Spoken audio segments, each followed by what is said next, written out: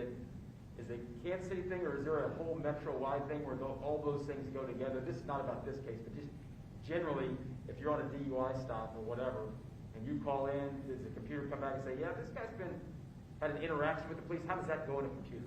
We have access to criminal history when we pull somebody over through our computer. But is that not just a Kansas City? I'll leave it at that. We can pull up people's police record from our vehicle. So if you get stopped and you don't get a ticket, you can still be in the system as you had an encounter with police, right? I appreciate the question. I just don't want to get into those details. When you guys believe that impairment is a factor in a crash investigation, do you backtrack to see where that person may have been consuming the alcohol or drugs, or do you just rely on toxicology? It just depends on the specifics of a particular case, if that makes sense. If it's pertinent to the criminal charge, maybe, but typically, I haven't seen them go that far very often. And then does the location of where a crash happens, such as maybe you're a highway, limit your ability to conduct an investigation as opposed to if it's on a street or on a less traveled road? I wouldn't say it limits it. It's a consideration. We're going to do what we have to do. I mean, we get one shot at getting it completely right, and we will always do that on our terms. We may cause more disruption on like a limited access highway than we would on a side street. We're going to put the highest emphasis on obtaining the evidence we need so that we can arrive at a correct investigative conclusion.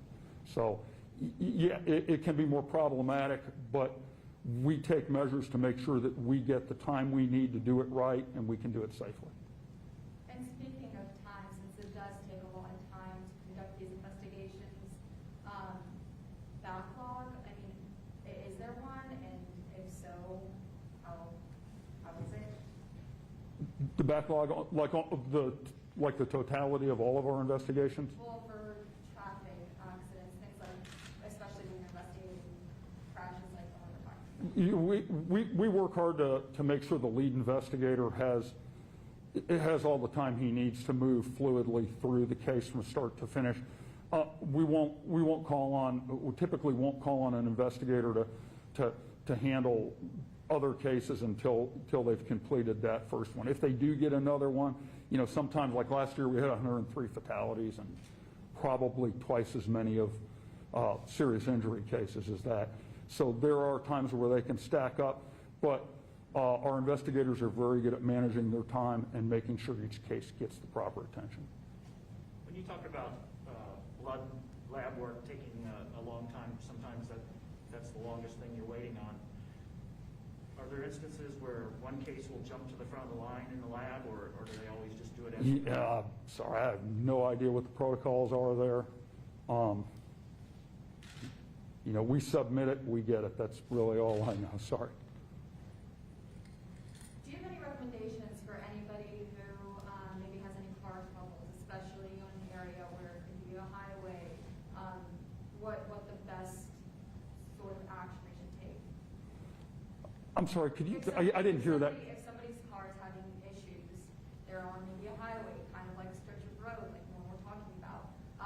Any recommendations for what they should do, especially if it's at night?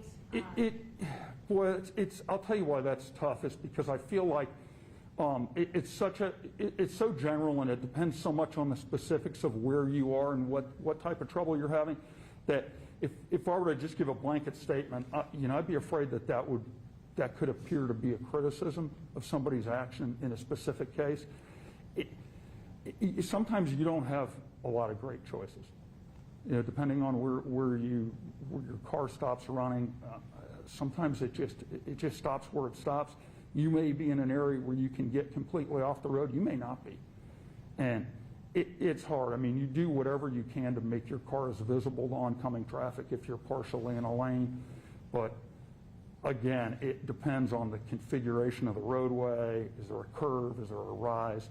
It's just, I'm sorry, I'm not really able to specifically address that. Speaking to the location of the accident, earlier earlier report said it was on the entrance ramp from Stadium Drive onto